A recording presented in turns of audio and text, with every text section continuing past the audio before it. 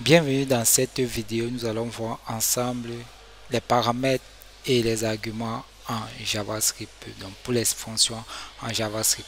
Donc ici, si vous voulez connaître les arguments, comment déclarer des fonctions en précisant les paramètres et comment faire appel à ces fonctions-là en précisant les arguments.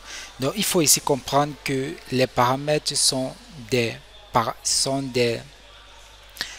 variables que l'on précise au niveau des fonctions, lors de la déclaration des fonctions. Mais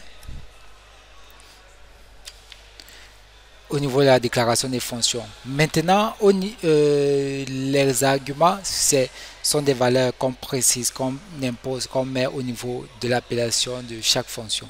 Donc pour ce cas, nous allons commencer par déclarer en précisant, nous allons modifier une des fonctions que nous allons faire et dire comment nous allons pouvoir préciser son argument, mais ses arguments en fonction du nombre d'arguments, des paramètres que nous avons précisés. Ok, donc ici, nous allons séparer cela. Au niveau d'ici, nous avons déclaré notre fonction qui est la fonction affiche. Et par la suite, vous voyez qu'il y a déjà cette console qui avait été mise auparavant.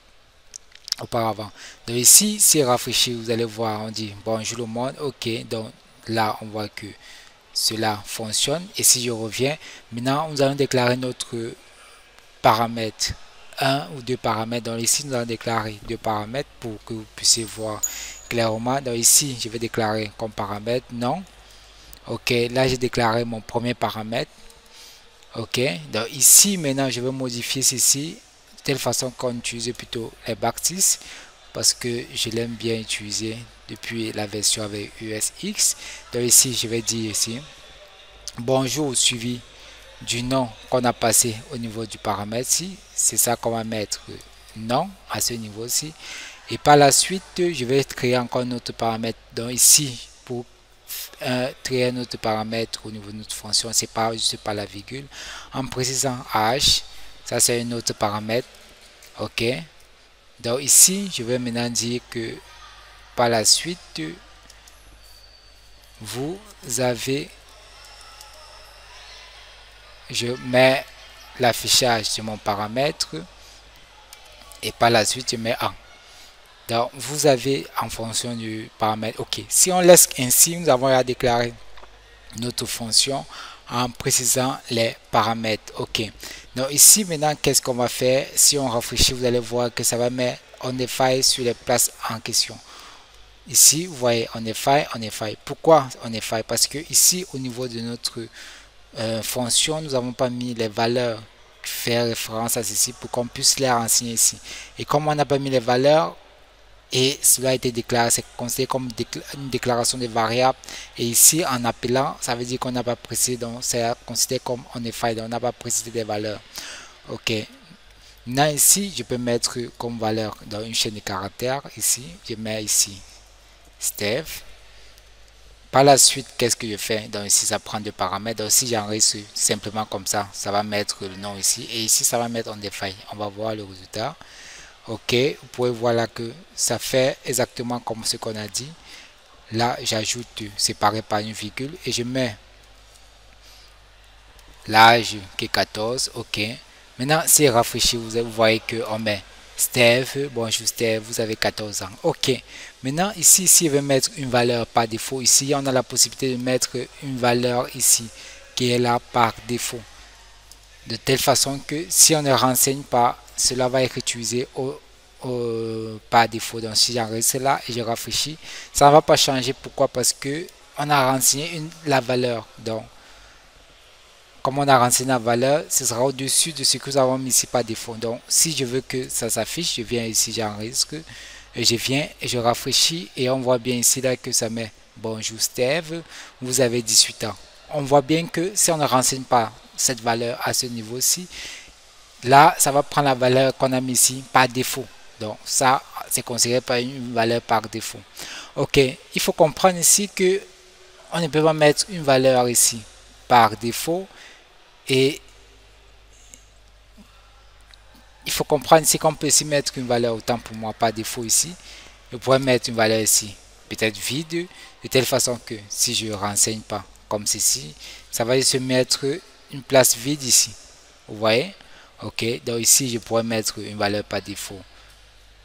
Le monde, ok. Maintenant, je mets ici, vous voyez que ça met une valeur par défaut qui est le monde à ce niveau-ci. Donc, vous voyez, vous avez un peu une assez compréhension de ce qui devrait normalement être fait. Ça, c'est concerne la déclaration des variables et la déclaration des paramètres autant pour moi et l'attribution des arguments au niveau de ces fonctions-là. Ok, au niveau des affiches, qu'est-ce qu'on fait? On peut mettre ici Steve et par la suite, on pourrait mettre 22. Vous allez voir que cela fonctionne toujours.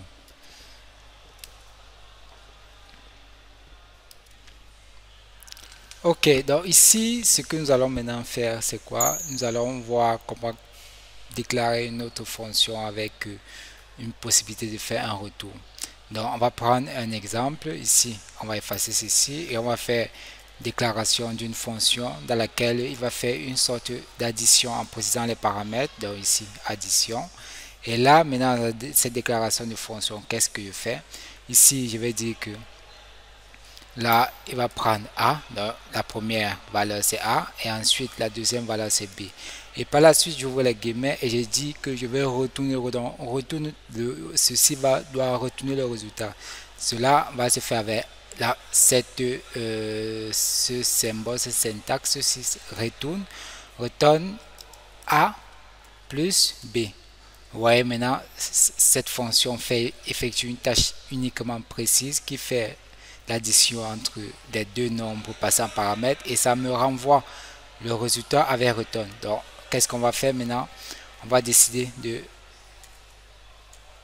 faire un console.log de quoi? De addition. Ok, en passant maintenant les deux paramètres on va mettre 30 plus 23 et on va voir le résultat. Normalement, ça doit dire 53.